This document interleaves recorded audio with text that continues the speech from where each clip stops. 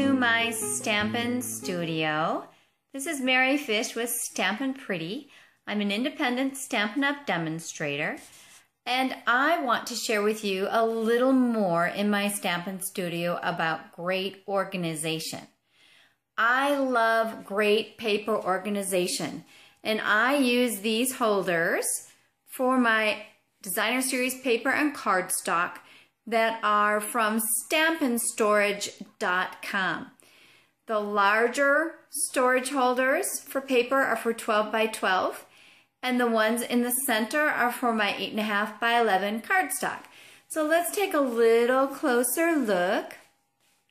I actually have labeled looking up, if you can see, I have it on the underside of the dividers so that I can see looking up what those higher categories are to keep them organized, neat, and easy for me. And these are mostly specialty papers that I have on top in the 12 by 12 area.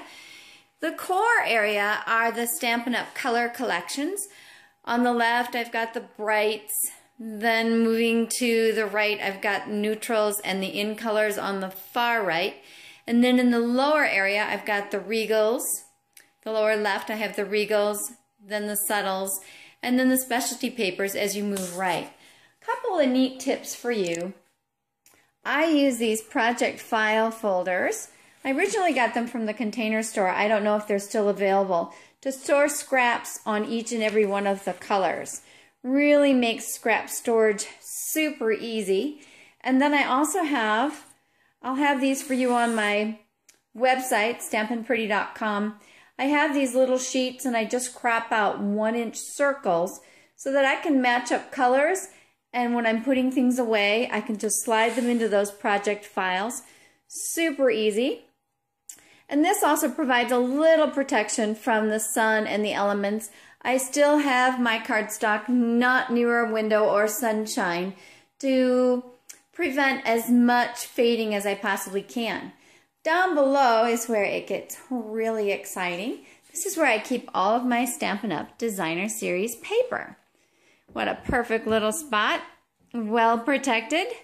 This is all, again, the 12 by 12 paper holder storage from StampinStorage.com. On the left-hand side, I have all of our current pattern papers. I also have a large size from the Container Store that I use for storing the scraps.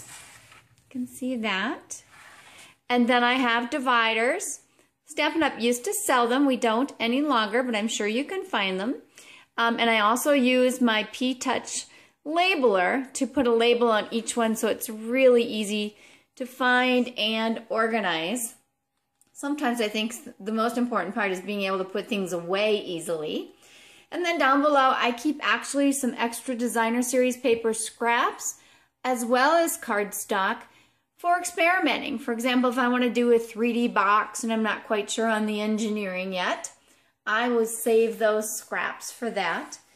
And then on the right, I've got all my in-color paper patterns, as well as the rest of the color collections in the Designer Series paper stacks. So I hope this has been very helpful for you. You can get some good ideas. I am a huge fan of great paper storage and having it quick, easy, and available. Thank you for joining me. Bye-bye.